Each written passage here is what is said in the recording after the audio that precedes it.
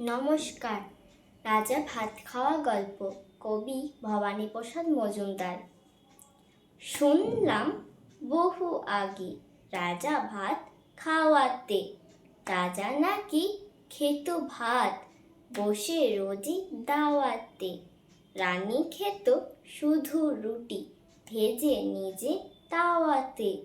রুটি সেঁকে নিত ছেঁকে খাটি কৃত গাওয়াতে। খেয়ে দে নেচে গে খুব ঘুম পাওয়াতে।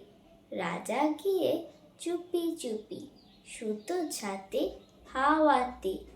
সেনাপতি পুকুরেতে যেত নিয়ে নাওয়াতে।